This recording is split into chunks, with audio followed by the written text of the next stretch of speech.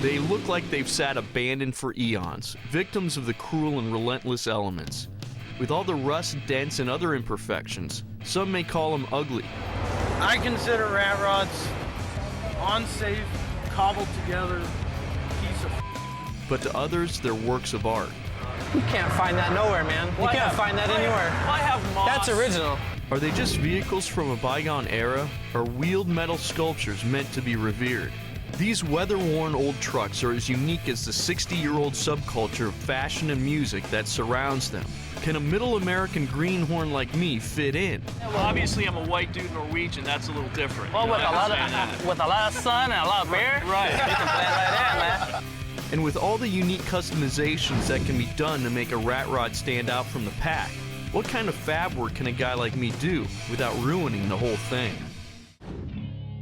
To the untrained eye, these blemished buckets of rust and rubber seem destined for the scrap heap. But there's got to be more to these old trucks than meets the eye. There's a subculture of anti-establishment, greaser-looking renegades that surrounds these trucks. Will they accept an all-American dude like me as one of their own? I don't know a lick about trucks, especially old trucks. But there must be certain rules for customizing. Will I be able to handle doing some fab work on an old pickup without screwing something up? I want to find out as much as I can about these trucks and learn why so many people love them. So I've come to Lake Havasu, Arizona for a Rockabilly Reunion. There's a ton of old trucks here and a lot of interesting looking people. Hopefully this is the place to get some of my questions answered. I'm here in Lake Havasu, Arizona, here to check out a Rockabilly Reunion. Now, what is Rockabilly? Well, it's a lifestyle. It's a cross between, I think, rock and hillbilly, right? Makes sense. I'm also here to check out rat rods. I don't know what rat rods are. I have some questions. I want them answered. I don't know exactly what a rat rod is. I'm walking around looking at these beautiful hot rods. Beautiful, they're glistening. I'm thinking to myself, these are gorgeous. And then I see this vehicle that looks like it's been around for centuries, for eons. It's been worn by weather. Time has spanked it in the, well, time has really done a bad thing to this vehicle, I think. When I hear of rat rod, I think of obviously an ugly little mammal that runs around in sewers. Hey, bud. What exactly is a rat rod? Are you offended when someone calls a rat rod a rat rod? Nice. If you don't want to talk, that's fine. It's pretty obvious these trucks are from another era, another lifetime. But there seems to be a strange marriage between rat rods and a retro subculture. And suddenly I'm feeling oddly out of place. When I was walking through the Rockabilly Reunion, I saw a lot of different characters. I am a big fan of the 40s and 50s. I love pinup girls, especially from the 40s. I saw a lot of beautiful pinup girls. I saw some dudes that were like decked out. What are these dudes looking like? I'll tell you what they're looking like.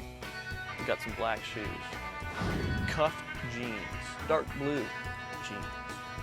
They also have a wallet with a chain. Tats.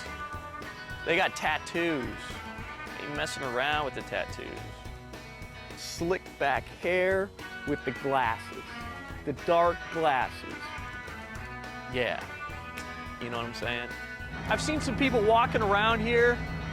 They're different looking. You can tell they're different looking. I want to find out more. And what you had was a bunch of guys with Southern country roots, gospel roots, but they still had these hillbilly country roots. So you got the birthplace of rock and roll, as well as the hillbilly aspect, come up with rockabilly. Okay. That's where the music started. Rock and roll, rebellion, all that.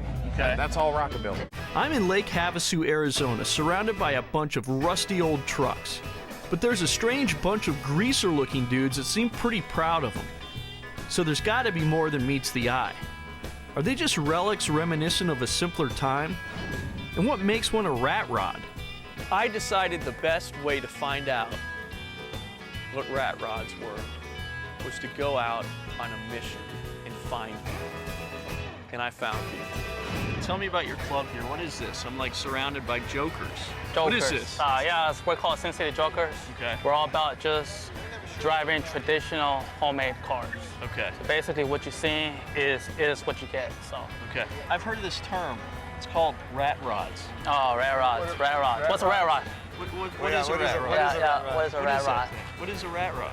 It's just a label they put on a car that's been primered and chopped and whatever they want to do to it.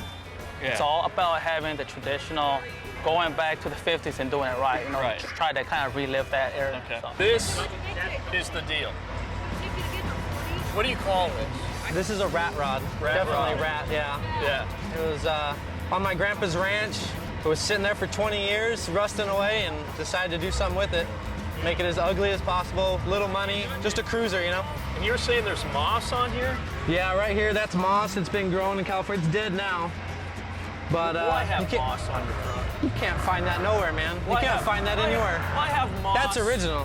Why You have can't moss? paint that. You can't paint that on. I look at your truck and I go, man, it's rusted, but it's got class. I'm gonna call it a rat rod. Am I wrong? Yes. Okay, why am I wrong? I consider rat rods unsafe, cobbled together piece of Would you consider this a rat rod? I mean, that's Oh, by all means. by all means. What does that mean? Unfinished appearance, or there's no paint or anything like that. A lot of the guys just take whatever they can get, make it structurally sound, but visually just like it's undone or not finished, you know. It's just a lot of fun. Yeah. It's just more fun than worrying about scratching the paint or anything else, you know. So that's the point of it. It's just fun. It's just a lot of fun.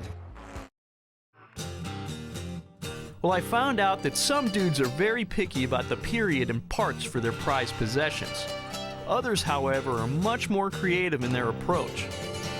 So I've convinced a dude named Merlon to let me help with some rat rod fabrications. He really has no idea how dangerous this may be. What we have here is a 1931 Model A pickup. It was drug out of a field in southern Utah. I traded a couple of Jeep parts for it and pretty much tore the truck all back apart and started over. I wanted to give Greg the experience that you can put this together, you can make this happen. It's not about the money, it's about being able to shape it and make it into something that somebody will appreciate. We like our cars to look like they don't even run. Right. I mean, the best rat rod is the one that looked like it got pushed to the car show, and then all of a sudden the guy turns the key on, fires it up, and drives it out. Merlon, to me, really opened my eyes to what rat rodding's all about. Well, what are we gonna do today? Basically, what we've done here, we've chopped the cab down. Everything's mounted. We're ready to do the motor in the front, but we have this big problem. We don't have a bed for this truck. And he's like, dude, we're gonna put a pickup bed together. So he shows me the components of this pickup bed. What we have here, I went to the sheet metal yard, and this was in the scrap pile. We did find an original tailgate, so we based everything off of that as far as size. For the front of the bed, I had a 1940s Coca-Cola machine, and I decided to go ahead and incorporate some of these parts just to kind of give it a period correct look. Basically, sheet metal was very hard to come by in the 40s and 50s because of the war. They'd used it all up to make tanks and guns and ammo, and this will be the front section of the bed. Okay. I do have the side panels for the Coca-Cola machine, and they will make the interior door panels. Wow, that's clever. Very creative. With the first rockabilly fashion requirement out of the way, I feel like if I'm really going to take the plunge, I need to go one final step and get inked. So I came across a tattoo artist named Robert who was willing to work me in. I'd be lying, Robert, if I didn't say I was scared. You probably should be a little scared. I only did this once or twice. Oh, really? Yeah. Today. Perfect. Once or twice today. Well, good. So Robert starts tattooing on my arm. Ouch. Yeah, let's do this. I'll get this first little part out the way here.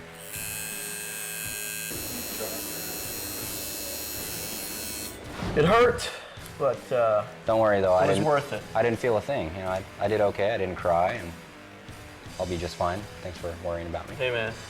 Thanks, brother.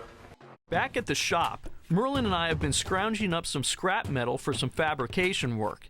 Everything seems to measure up just right for a pickup bed. But how are we going to fit all these random scraps together and make them rat rod worthy? The next thing I want to do, Greg, I know you've probably done a little bit of wire feed welding.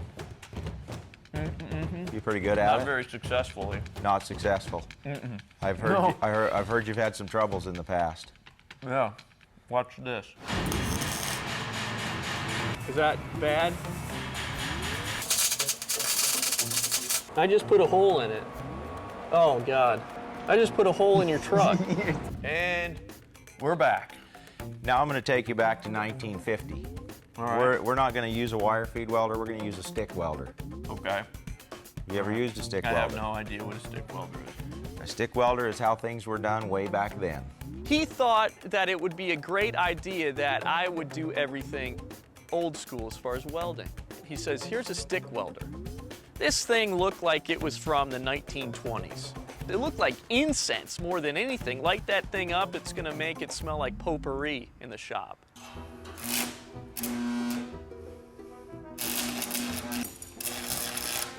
Most people, it takes at least 2 hours to learn how to strike an arc with a stick welder. Greg actually picked it up and he figured it out right away. Go ahead and get that side and we'll see if we can make a pickup truck out of this. All right.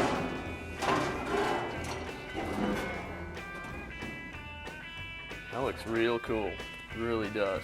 If you didn't park them side by side, once that's got a little rust on it, most people would probably mistake that for an original bed. It's not so much about putting on a pickup bed. We were making a pickup bed out of spare parts, fabricating metal that it wasn't really meant to be used as a pickup bed. But that's really what rat rodding's all about. Rat rod, though, I'll tell you what it is. Anything goes. You can put anything on it. You want to use a keg as a fuel tank? Go ahead. You can do it. Whatever. You want to put skulls everywhere? Do it. You can put anything you want on a rat rod. Probably the biggest thing I've learned, though, here's the point. It's all about fun. Let's not get too serious about it. It's all about fun. Hey, if I can get you not to scratch the paint, that'd be great. What's Thanks. that? Don't scratch the paint, man. Oh, my bad. Not Sorry cool. about that, dude.